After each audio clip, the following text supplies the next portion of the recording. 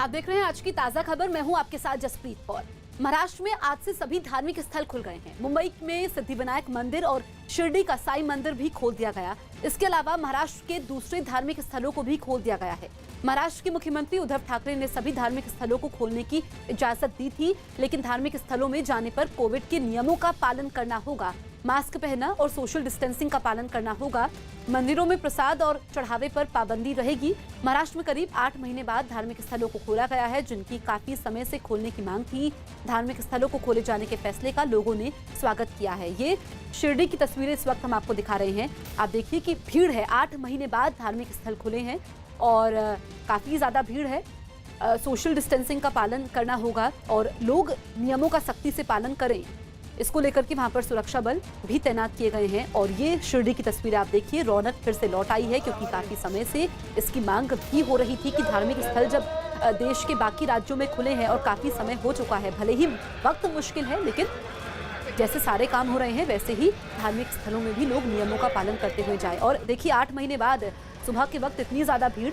2 तस्वीरें आप देखिए, एक तरफ मंदिर और दूसरी तरफ दरगाह की तस्वीरें, यानी कि हर तरफ भीड़ है और लोग इस फैसले के बाद खुश भी हैं, क्योंकि जो धार्मिक स्थल महाराष्ट्र में नहीं खुले थे, हमने देखा था कि शुरुआत में सबसे ज्यादा केस वहां पर सामने आए थे, लेकिन अब 8 महीने बाद धार्मिक स्थल महाराष्ट्र में खुल गए।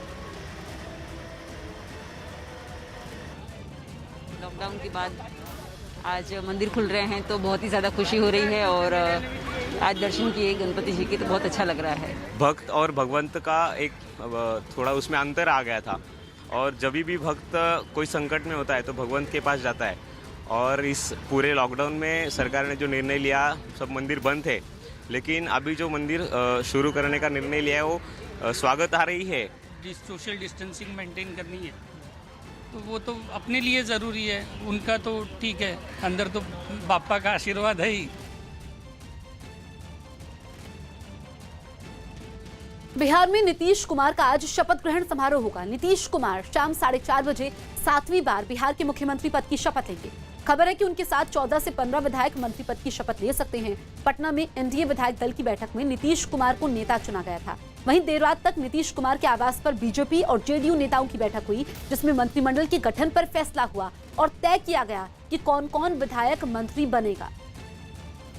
बीजेपी के वरिष्ठ नेता और प्रवक्ता शाहनवाज हुसैन इस वक्त हमारे साथ हैं। शाहनवाज जी, नीतीश कुमार को कहना पड़ा कि वो खुद सीएम बनना नहीं चाहते थे, बीजेपी के नेताओं ने उन्हें कहा, और वो चाहते थे कि बीजेपी का सीएम बने।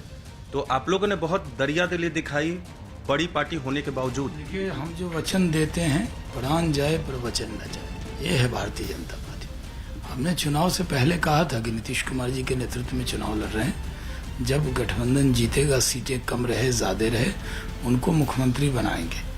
तो जनता के बीच में इस मुद्दे पे गए हम। कई मुद्दे ऐसे नीतीश कुमार जी के ऊपर नरेंद्र मोदी जी का आशीर्वाद था, जनता ने वोट दिया नरेंद्र मोदी जी की बात पे, इस गठबंधन को वोट दिया, और उसमें भी मोदी जी ने कहा था कि नीतीश कुमार जी मुख्यमंत्री होंगे। इस पे भी मुहर लगाई जनता ने भी, तो उनको मुख्यमंत्री जो वादा किया उसे निभाया हम लोगों ने। नीतीश कुमार आज सीएम पद की शपथ लेंगे। शाम 4:30 बजे शपथ ग्रहण समारोह होगा। मंडल की राजनीति से नेता बनकर उभरे नीतीश कुमार बीते 4 दशक से बिहार की राजनीति की धुरी बने हुए हैं। नीतीश को पहली बार बिहार की सत्ता तो सन 2000 में मिली थी, लेकिन अल्पमत की वो सरकार सप्ताह भर में ही गिर गई। फिर 2005 में वो बहुमत के साथ सत्ता में लौटे और तब से लेकर अब तक मुख्यमंत्री की कुर्सी पर उनके नाम की मोहर लगी हुई है। बीते 20 साल में नीतीश कुमार ने 6 बार मुख्यमंत्री पद की शपथ ली है और ये 7वां मौका होगा जब वो बिहार के मुख्यमंत्री पद की शपथ लेंगे।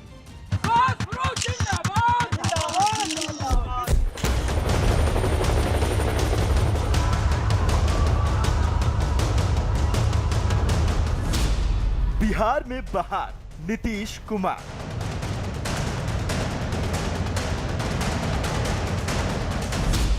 फिर से एक बार नीतीश कुमार। ये विधानमंडल दल की बैठक हो गई, उसमें फिर मुझे नेता के रूप में निर्वाचित किया गया।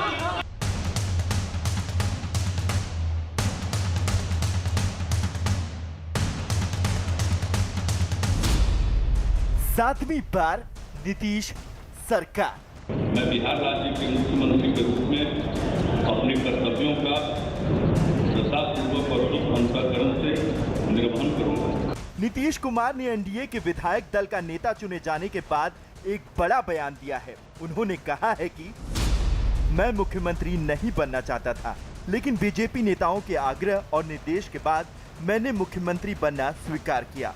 मैं तो चाहता था कि मुख्यमंत्री बीजेपी का बने।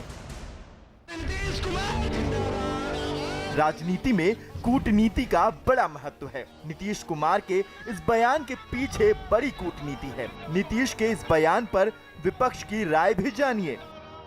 देखिए, पहली पसंद कौन है नहीं है मुझे नहीं पता है। 2 गठबंधन थे, एक गठबंधन को गिरते पड़ते मेजॉरिटी मिल चुका है। तो ये हम लोग का दावा करना कि हम लोग ज़्यादा पॉपुलर हैं, वो लोग लेस पॉपुलर है, ये तो गलत होगा। क्योंकि एंड ऑफ द डे जनतंत्र और प्रजातंत्र में नंबर की गिनती होती है। हाँ, ये जरूर मैं पहले भी बोल चुका हूँ एनडीए के, ये बीजेपी के राष्ट्रीय नेताओं को कि आप लोग क्यों ऐसा गलती कर रहे हैं, ऐसे व्यक्ति को मुख्यमंत्री बनाने के लिए। आपको अपना लीडर वहाँ पर किसी को लाना, चाहे वो गिरिराज हो चाहे जो हो। वो चाहते थे कि भाजपा का मुख्यमंत्री बने, लेकिन प्रधानमंत्री से लेकर के और पार्टी अध्यक्ष तक सब लोगों का आग्रह था कि नहीं, हमने जनता से आपके नाम पर विश्वास मत जीता है, लिहाजा आप ही को मुख्यमंत्री बनना चाहिए। ये नीतीश जी की विनम्रता का और साफ गोई का प्रतीक है। देखिए, हम जो वचन देते हैं, प्राण जाए पर वचन न जाए, ये है भारतीय जनता पार्टी। हमने चुनाव से पहले कहा था कि नीतीश कुमार जी के नेतृत्व में चुनाव लड़ रहे हैं। जब गठबंधन जीतेगा, सीटें कम रहे ज्यादा रहे, उनको मुख्यमंत्री बनाएंगे। नीतीश कुमार उस मुख्यमंत्री का नाम है जिसे सत्ता चलाने में कोई हस्तक्षेप पसंद नहीं है, लेकिन चुनावी समर में नीतीश कुमार की इस तबीयत को करारा झटका लगा है, क्योंकि नीतीश कुमार के नेतृत्व में जेडीयू छोटे भाई की भूमिका में आ गई है, तो बीजेपी को ज़्यादा सीटें आई हैं। यही वजह है कि नीतीश कुमार नाना करते हुए भी मुख्यमंत्री बनने के लिए तैयार हो गए। ये विधानमंडल दल की बैठक हो गई, उसमें फिर मुझे नेता के रूप में निर्वाचित किया गया। महामहिम राज्यपाल महोदय को उसका पत्र आज अभी दे दिया गया और उन्होंने इसको स्वीकार करते हुए मुख्यमंत्री के रूप में मनोनीत कर दिया। इस चुनाव में जेडीयू को सिर्फ 43 सीटें मिली, जबकि बीजेपी को चुनाव में 74 सीटें मिली। पहली बार यह हुआ कि बीजेपी का दर्जा जेडीयू से बड़ा हो गया। नीतीश ने शायद इसलिए कहा है कि नैतिक तौर पर बीजेपी से सीएम हो, लेकिन राजनीति में जैसा दिखता है वैसा होता नहीं है। हर बयान के गहरे मायने होते हैं। नीतीश कुमार के बयान के बारे में मैं ज्यादा आश्चर्य नहीं हुआ हूँ, क्योंकि मुझे लग रहा था कि नीतीश कुमार अगर मुख्यमंत्री नहीं बनना चाहते थे तो पहले ही उसका वो ऐलान कर देता था। जब तक वो सारे घटक दल के साथ बैठने के लिए तैयार हो गया, इसका मतलब वो मन मना लिया कि मुख्यमंत्री इस बार भी होंगे। लेकिन एक बीजेपी के ऊपर एक चाल चला था कि देखना चाहते थे कि शायद बीजेपी कितना इसमें कमिटेड है उसको मुख्यमंत्री बनाने के लिए। तो ये सब देखने के लिए ही उन्होंने ये बयान दिया। ये सार्वजनिक बयान है कि वो मुख्यमंत्री नहीं बनना चाहते थे, लेकिन भाजपा ने उसको मजबूर किया, इसीलिए उसको बनना पड़ेगा। एनडीए गठबंधन ने पहले ही ऐलान कर दिया था कि चुनाव के नतीजों में चाहे बीजेपी की ज्यादा सीटें ही क्यों न आए, बिहार के मुख्यमंत्री नीतीश कुमार ही बनेंगे। और हुआ भी वही, नीतीश के नाम की ही मुहर लगी। जब से नीतीश कुमार जी के साथ हमारी सरकार बनी, तब से भारतीय जनता पार्टी ने फैसला किया था कि बिहार का जो 2020 का चुनाव है वो हम नीतीश कुमार जी के नेतृत्व में लड़ेंगे। तो जो कुछ भी भ्रांतियां फैलाने का प्रयास कर रहा है, मैं आज इस पर बड़ा फुल स्टॉप लगाना चाहता हूं। नीतीश कुमार ही बिहार के अगले मुख्यमंत्री। नीतीश कुमार बिहार की राजनीति का वो नाम हो गए हैं जो लालू राज से भी लंबा कार्यकाल चलाने जा रहे हैं। लालू परिवार ने लगातार 15 साल तक बिहार पर राज किया, लेकिन नीतीश कुमार अब 20 साल राज करने वाला चौथा कार्यकाल शुरू कर रहे हैं। नीतीश कुमार बीते 4 दशक से बिहार की राजनीतिक धुरी बने हुए हैं। बिहार की राजनीति में दमखम रखने वाले नीतीश कुमार ही हैं, जिन्होंने लालू राज को चुनौती दी थी। नीतीश ने ही बिहार में पहली बार सुशासन और विकास का मुद्दा बनाया था। 2005 में जब नीतीश कुमार ने मुख्यमंत्री पद की शपथ ली तो गांधी मैदान में मौजूद भीड़ की आंखों में उम्मीदों की चमक थी। और जब नीतीश कुमार से सवाल पूछा गया कि उनकी सरकार की 3 प्राथमिकताएं क्या होंगी, तो उनका जवाब था सुशासन, सुशासन और सुशासन। तब सुशासन चुनौती था और अब नीतीश कुमार एक बार फिर से सत्ता संभालने जा रहे हैं, लेकिन इनके सामने सरकार चलाने से लेकर सहयोगियों को साधने की भी बड़ी चुनौती है। नीतीश कुमार बिना किसी दखल के सरकार चलाना पसंद करते हैं। अब तक उनका गठबंधन सिर्फ बीजेपी के साथ रहा, लेकिन इस बार गठबंधन में नए सहयोगी जुड़ गए हैं। ऐसे में नीतीश के सामने गठबंधन को संभाले रखने की चुनौती होगी। इस बार एनडीए में 4 सहयोगी दल हैं। इन दल में जेडीयू है जिसके पास 43 सीटें हैं, बीजेपी है जिसके पास 74 सीटें हैं, जीतन राम मांझी की पार्टी हिंदुस्तान आवाम मोर्चा के पास 4 और मुकेश सहनी की विकासशील इंसान पार्टी के पास भी 4 सीट हैं। इन चारों दलों को मिलाकर ही बहुमत के आंकड़े से थोड़ा ऊपर का आंकड़ा मिलता है। किसी भी एक पार्टी के छिटकने से सरकार पर खतरा हो सकता है। ऐसे में नीतीश को सभी पार्टियों को साधे रखना होगा। नीतीश कुमार का पार्टी इस बार छोटे पार्टी रूप में उभर के आए हैं और भाजपा उसको मुख्यमंत्री दे रहे हैं, पद मान रहे हैं। मजबूरी तो एक है, क्योंकि महाराष्ट्र में जो हुआ था इसके कारण अगर नीतीश कुमार चले जाते हैं, नीतीश कुमार का आना जाने का रिकॉर्ड है, तो वो देखते हुए भाजपा इसमें कोई कॉम्प्रोमाइज नहीं करना चाहते थे। भले ही वो छोटे बड़े दल के रूप में उभर के आए हैं, लेकिन ये पता है नीतीश कुमार को सरकार चलाने के लिए उनको भाजपा का सारे जो इश्यूज है, डिमांड है, उसको मानना पड़ेगा।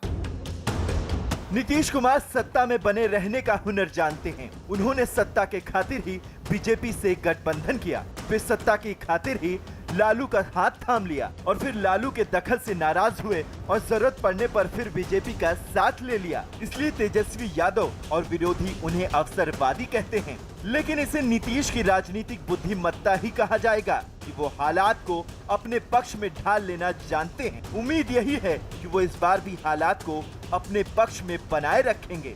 अगर बिहार में मुख्यमंत्री बने रहने के लिए उसको पता है कि प्रधानमंत्री नरेंद्र मोदी तो मुख्यमंत्री नहीं बनने जा रहा है, उसका कोई चैलेंज करने वाले बिहार में ऐसे कोई है ही नहीं, तो इसलिए ये बात सही है कि उसको नरेंद्र मोदी का चेहरा के ऊपर ही उसको डिपेंड करना पड़ेगा। भले ही एक बार वो नरेंद्र मोदी को प्रधानमंत्री भी नहीं देखना चाहते थे, लेकिन ये राजनीतिक वास्तवता उन्होंने मान लिया है। लेकिन नीतीश कुमार जो राजनीतिविद है, जैसे उस दिन लगेगा कि उसका अपना कद जो भावमूर्ति छोटा होने जा रहा है, तो वो कोई भी फैसला ले सकते। नीतीश कुमार बिहार की सत्ता एक बार फिर संभाल तो रहे हैं, लेकिन इस चुनाव में नीतीश की छवि को गहरा धक्का लगा है। छोड़ दीजिए किसी पर ध्यान मत दीजिए। इस बार नीतीश कुमार को चुनाव बड़े ही संघर्ष के साथ लड़ना पड़ा। जेडीयू को मिली सीटें भी ये इशारा करती हैं कि उनकी छवि अब पहले जैसी नहीं रह गई है। ऐसे में नीतीश के सामने अपनी छवि सुधारने की भी चुनौती होगी। नीतीश कुमार को रैलियों में जनता के गुस्से का सामना करना पड़ा। जाहिर है कि सुशासन बाबू की छवि को चोट पहुंची है। ये गुस्सा नीतीश के खिलाफ था। ऐसे में नीतीश को सुशासन बाबू की छवि मजबूत करनी होगी। नीतीश के सामने छवि बचाने के साथ साथ जेडीयू के खिसके जनाधार को लौटाने की चुनौती बरकरार रहेगी। नीतीश कुमार मुख्यमंत्री बनने के बाद निश्चित तौर पे सुशासन के ऊपर तो उनको जो पहले से नारा था उसके ऊपर तो ध्यान देना ही होगा। साथ में उनका जो इस बार जो वोट बैंक खिसक गए, उनके कैसे वापस लाए उसके बारे में सोचना पड़ेगा। बात सही है कि इस बार हुआ है कि नीतीश कुमार का पार्टी जेडीयू ने छोटे से दल के रूप में उभरे और भाजपा सबसे बड़ी दल है इस सरकार में। इसलिए एक अनहोनी एक अंदर का एक प्रेशर तो उनके ऊपर रहेगा। वैसे देखा जाए तो ये नीतीश का चौथा कार्यकाल है जिसकी चुनौती आने वाले दिनों में दिखेगी। नीतीश कुमार की ये 7वीं शपथ है। 3 मार्च 2000 को नीतीश कुमार पहली बार बिहार के मुख्यमंत्री बने, लेकिन अल्पमत की सरकार 7 दिन में गिर गई। इसके बाद 24 नवंबर 2005 को नीतीश कुमार ने सीएम पद के लिए दूसरी बार शपथ ली। ये कार्यकाल पूरा करने के बाद नीतीश कुमार चुनाव जीतकर 26 नवंबर 2010 को तीसरी बार बिहार के मुख्यमंत्री बने। जब 2014 की मोदी लहर में लोकसभा चुनावों में करारी हार हुई तो नीतीश ने इस्तीफा दे दिया। उनकी जगह जीतन राम मांझी को सीएम बनाया गया। फिर 22 फरवरी 2015 को जीतन राम मांझी को हटाकर नीतीश ने सीएम पद के लिए चौथी शपथ ली। 2015 में नीतीश ने आरजेडी के साथ साथ गठबंधन कर लिया और बिहार चुनाव लड़ा। 20 नवंबर 2015 उन्होंने सीएम पद के लिए 5वीं बार शपथ ली। 2017 में नीतीश ने आरजेडी के साथ गठबंधन तोड़ दिया और बीजेपी के साथ आ गए। 27 जुलाई 2017 उन्होंने सीएम पद के लिए 6ठी बार शपथ ली। इस हिसाब से 16 नवंबर 2020 को नीतीश का 7वां शपथ ग्रहण समारोह हुआ। नीतीश कुमार लगातार बिहार की सत्ता में बने हैं, लेकिन जिस तरह से हालात इस चुनाव में नतीजों से बनाए हैं, उनसे लगता है कि सुशासन बाबू के सामने चुनौतियां बड़ी रहने वाली हैं। हरियाणा के पानीपत से एक चौंकाने वाली तस्वीर सामने आई, जिसमें इलाके की पार्षद अपने कुछ समर्थकों के साथ पुलिस से बदसलूकी करती दिखाई। पुलिस अवैध पटाखे बेचने वालों के खिलाफ कार्रवाई करने पहुंची, जिसकी जानकारी मिलते ही पार्षद अंजलि शर्मा अपने कुछ समर्थकों के साथ वहां पहुंच गई और पुलिस की कार्रवाई का विरोध शुरू कर दिया। इस बीच कुछ लोगों ने पुलिस वाले को घेर लिया और उसके साथ धक्का मुक्की करते दिखे। इतना ही नहीं, पार्षद अंजलि शर्मा ने तो पुलिस वाले की वर्दी उतरवाने की धमकी तक दे दी। आपको पता है मैं कौन हूं? कौन है? आप जानते कौन है? लोगों के विरोध के बाद पुलिस को वहां से खाली हाथ लौटना पड़ा। बाद में पुलिस ने पार्षद समेत कुछ लोगों के खिलाफ केस दर्ज कर लिया। यूपी के जालौर में जुआ खेलने के आरोप में एक आदमी की गिरफ्तारी से खफा गांव वालों ने जमकर प्रदर्शन किया। इन लोगों ने पुलिस पर ज्यादती का आरोप लगाया और सड़क जैम कर हंगामा शुरू कर दिया, जिनमें काफी महिलाएं भी शामिल रहीं। प्रदर्शन के समय एक महिला तो सड़क पर ही लेटकर रोती दिखी। इस बीच महिलाओं ने पुलिस पर बदसलूकी का भी आरोप लगाया। क्या पुलिस ने आप लोगों के साथ भी मारपीट की है क्या? मारपीट की और भी मोहनियों को पकड़ के ले गए। जबकि पुलिस ने उल्टे ग्रामीणों पर हमले का आरोप लगाया और दावा किया कि इस हमले में कई जवान घायल हो गए। कैसे चोट लगी है? हंगामा बढ़ता देख कुछ और पुलिस वाले वहां पहुंच गए, जिन्होंने सख्ती दिखाते हुए प्रदर्शनकारियों को सड़क से हटा दिया। साथ ही पुलिस कई लोगों को पकड़कर अपने साथ ले गई। गुरुग्राम के मॉल से मेवाती गैंग का एक बदमाश गिरफ्तार कर लिया गया। गुरुग्राम के एमजीएफ मॉल से दिल्ली पुलिस की स्पेशल सेल ने मेवाती गैंग के एक बदमाश नसीम उर्फ भुक्कड़ को गिरफ्तार कर लिया। हत्या समेत 30 से ज्यादा मामलों में पुलिस नसीम की तलाश कर रही थी। बिहार के खगड़िया में पटाखों की चिंगारी से लगी आग की चपेट में आने से 2 घर जलकर राख हो गए। हरियाणा के पानीपत में अवैध तरीके से बेचे जा रहे पटाखे पकड़ने पर कुछ लोगों ने चौकी इंचार्ज के साथ बदसलूकी की, जिसका वीडियो वायरल हो गया। एमपी के सीधी जिले में पिकनिक मनाने घाट पर गए 2 भाइयों की नदी में डूबने से मौत हो गई। झारखंड के कोडरमा जिले में 12 दिन से लापता लड़के की लाश जंगल से मिली है। पुलिस ने शव को पोस्टमार्टम के लिए भेज दिया है।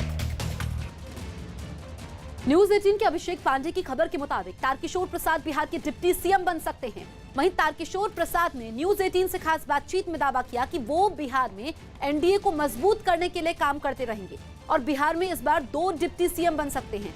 तारकिशोर प्रसाद के मुताबिक एक महिला भी डिप्टी सीएम बन सकती है।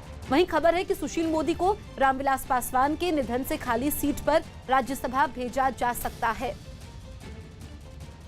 विधानमंडल दल के जो नेता हैं, उप मुख्यमंत्री वही चुने जाते हैं, तो क्या मैं ये मानूं कि मैं बिहार के अगले उप मुख्यमंत्री से बात कर रहा हूँ?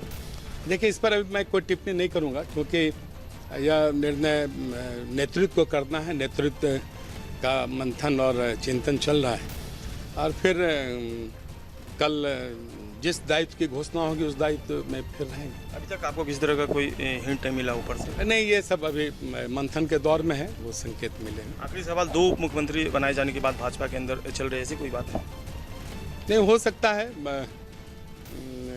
जैसा लग रहा है कि महिलाओं की बड़ी भूमिका है इस सरकार के निर्माण में, भारतीय जनता पार्टी के निर्माण में, तो कोई एक महिला भी हो सकती हैं, लेकिन ये रेणु देवी जी भी बन सकती है ये, लेकिन अंततः नेतृत्व को तय करना है। कटिहार के विधायक तारकिशोर प्रसाद को बिहार बीजेपी विधानमंडल दल का नेता चुना गया है। साथ ही उनका नाम डिप्टी सीएम पद के लिए भी आगे चल रहा है, जिसके बाद उनके परिवार में खुशी की लहर दौड़ गई। तारकिशोर की पत्नी, उनकी बहू और माता पिता बेहद खुश हैं। उनके पूरे परिवार ने दावा किया कि तारकिशोर को जो भी जिम्मेदारी मिली है या मिलेगी, वो उसको पूरी ईमानदारी से निभाएंगे।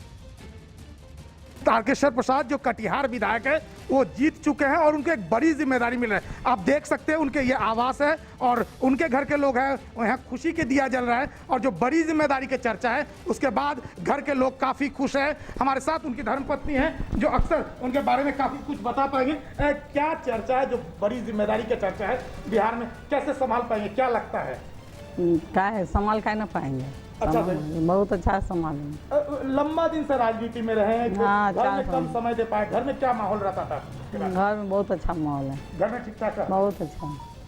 क्या सुने हैं आप, सुने क्या है? सुने अच्छा संभालेंगे, और क्या सुने।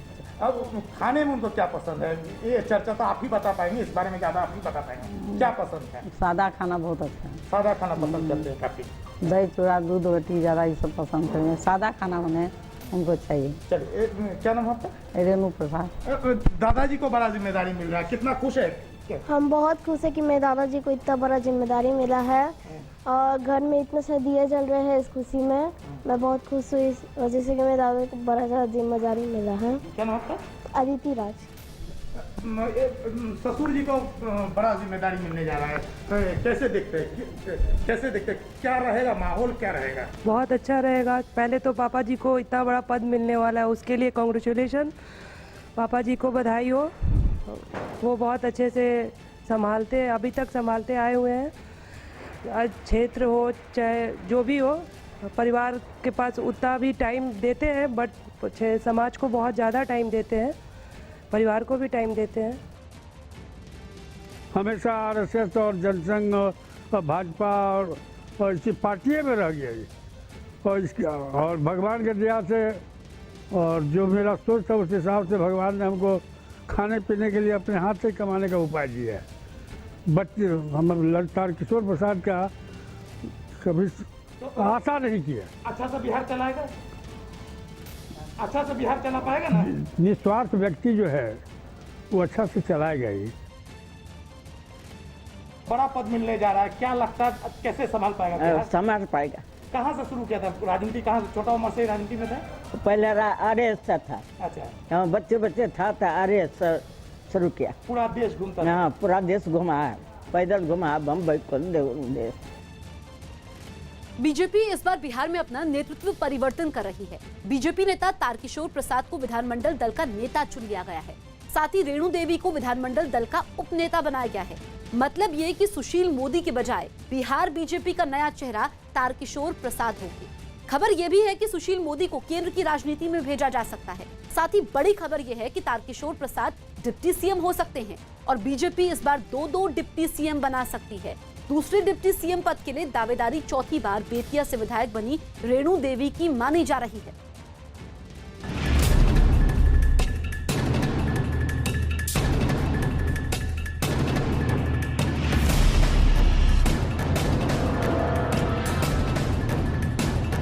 सीएम बनेंगे नीतीश कुमार। बिहार बीजेपी की कमान अब नए हाथ में। नीतीश सरकार में अब तक छोटे भाई की भूमिका में रही बीजेपी की कमान सुशील मोदी के हाथ रही है, लेकिन इस बार 74 सीटें जीतने के बाद गठबंधन में बीजेपी सबसे बड़ी पार्टी हो गई है। ऐसे में अब विधानसभा में बीजेपी ने अपना चेहरा भी बदल दिया है। ये नया चेहरा है तारकिशोर प्रसाद। तारकिशोर प्रसाद बिहार बीजेपी के वरिष्ठ नेता हैं। कटिहार जिले से आने वाले तारकिशोर ने कटिहार सीट से चौथी बार चुनाव जीता है। इस बार उन्होंने आरजेडी के डॉक्टर राम प्रकाश महतो को हराया है। 2005 से कटिहार सीट पर उनका ही कब्जा है। आज दिन में भी इस बात के संकेत मिल गए थे कि इस बार ये पद सुशील मोदी के हाथ से निकल सकता है। बिहार सरकार के गठन के मौके पर पटना पहुंचे रक्षा मंत्री राजनाथ सिंह के बयान से साफ हो गया था कि सुशील मोदी इस बार उप मुख्यमंत्री नहीं होंगे। भारतीय जनता पार्टी के भी विधायक दल के नेता श्री ताराकिशोर जी निर्वाचित हुए और उप नेता के रूप में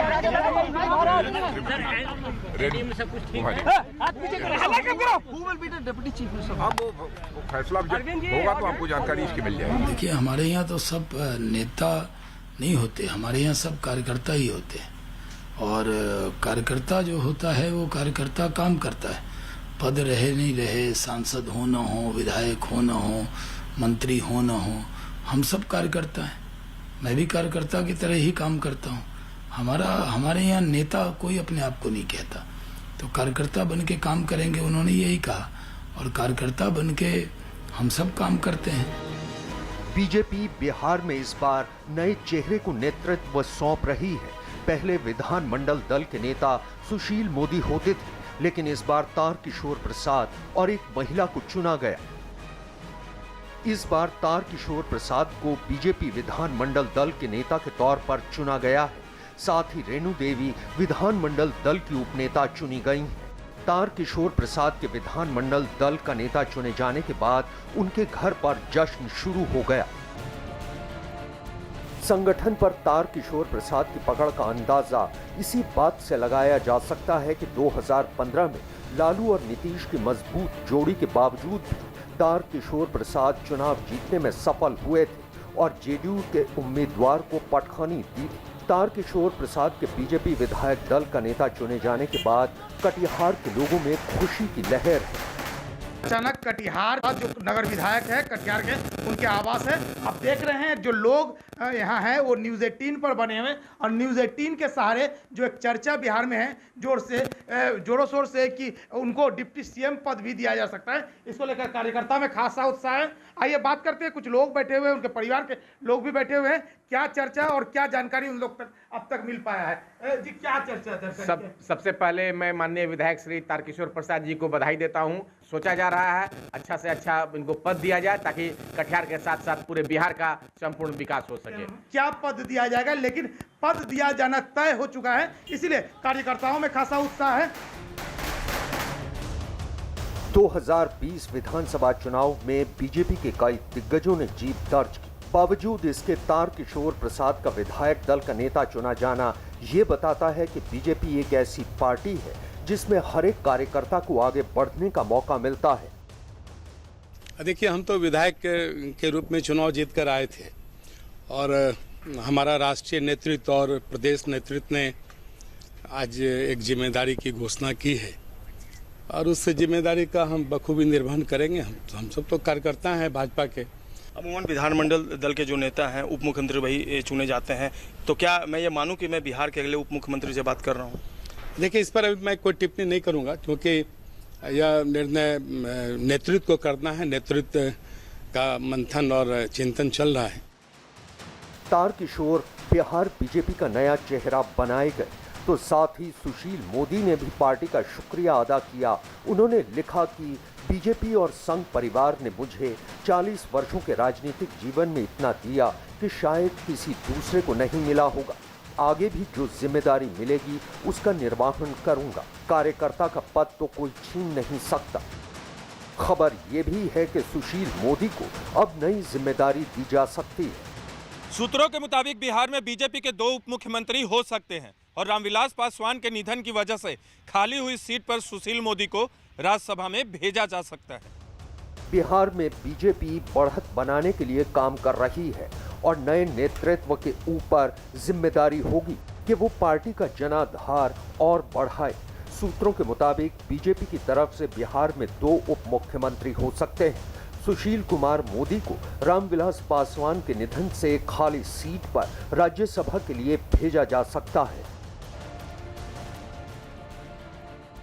संगठन पर तारकिशोर प्रसाद की पकड़ का अंदाजा इसी बात से लगाया जा सकता है कि 2015 में लालू और नीतीश की मजबूत जोड़ी के बावजूद भी तारकिशोर प्रसाद चुनाव जीतने में सफल हुए थे और जेडीयू के उम्मीदवार को पटखनी दी थी। तारकिशोर प्रसाद के बीजेपी विधायक दल का नेता चुने जाने के बाद कटिहार के लोगों में खुशी की लहर है।